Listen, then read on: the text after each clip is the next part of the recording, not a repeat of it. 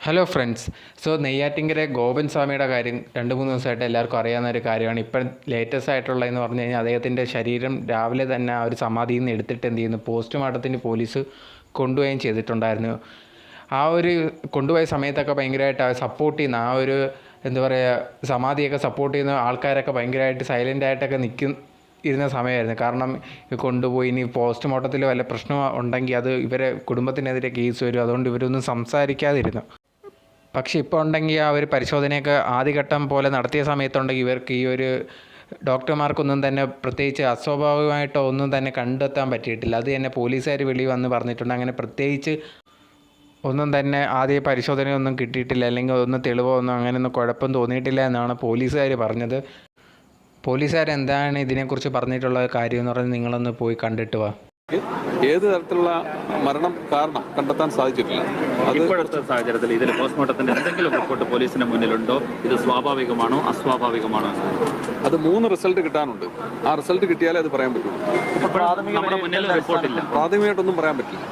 ഒരു സ്വാഭാവികമാണോ സ്വാഭാവികമാണോ എന്നുള്ളത് പറയാൻ പറ്റത്തില്ല.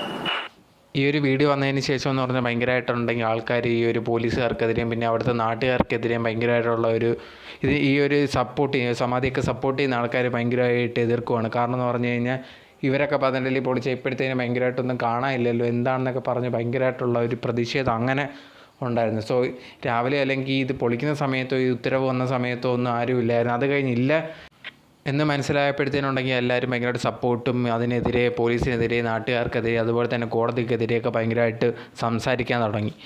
എന്താണെന്ന് പറഞ്ഞു കഴിഞ്ഞാൽ നമ്മൾ ഈ രാജ്യത്ത് ജീവിക്കുമ്പോൾ ഇവിടുത്തെ നിയമങ്ങളെല്ലാം തന്നെ അനുസരിച്ച് എന്താ പറയുക, അതൊക്കെ അനുസരിച്ച് മാത്രമേ ജീവിക്കാൻ പറ്റത്തുള്ളൂ. ഇപ്പം അദ്ദേഹം മരിച്ച സമയത്തുണ്ടെങ്കിൽ ഒരു ഡോക്ടറിനെ എല്ലാം വിളിച്ചിട്ടുണ്ടെങ്കിൽ അത് കൺഫേം ആക്കിയതിന് ശേഷമാണെങ്കിൽ ഇതൊക്കെയാണെങ്കിൽ കുഴപ്പമില്ല. ഇത് ആരും അറിഞ്ഞില്ല എപ്പോഴാണ് മരിച്ചതെന്നുള്ളൊരു കാര്യം. വീട്ടുകാർ തന്നെ പറയുന്നു സമാധിയായെന്ന്.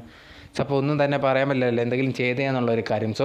ഇപ്പോൾ ഫുള്ളായിട്ടൊന്നും തെളിഞ്ഞില്ല. പക്ഷേ ആദ്യം ഫസ്റ്റ് ഒരു സ്റ്റെപ്പിൽ ഇതൊന്നും വേറെ അസ്വാഭാവികമായിട്ടൊന്നും തന്നെ കണ്ടിട്ടില്ല എന്ന് മാത്രമേ പറഞ്ഞിട്ടുള്ളൂ. അതിനർത്ഥം നമുക്കിനി രാസവസ്തു എന്തെങ്കിലും ഉള്ളിൽ പോയതാണോ അതൊക്കെ ഇനി മാത്രമേ ഒരാഴ്ചയ്ക്കാകെ മാത്രമേ അറിയാൻ പറ്റത്തുള്ളൂ. ഇതിനു മുമ്പ് തന്നെ ഇവർ ഇത്രയും ചാടിക്കയറി ഭയങ്കര നാട്ടുകാരെ അതുപോലെ തന്നെ ഇതിനെതിരെ സംസാരിച്ചവർക്കൊക്കെ ഭയങ്കരമായിട്ട് വാണിംഗ് കൊടുക്കുന്നു, ഇങ്ങനെയുള്ള കാര്യങ്ങളൊക്കെ ചെയ്യുന്നു. നമ്മുടെ ഈ രാജ്യത്ത് ജീവിക്കുമ്പോൾ അതിൻ്റേതായിട്ടുള്ള നിയമങ്ങളൊക്കെ ഫോളോ ചെയ്യേണ്ട കാര്യങ്ങളുണ്ട്. അത് പലരും മറന്നു പോകുന്നുണ്ടോ എന്നാണ് എനിക്ക് തോന്നുന്നത്.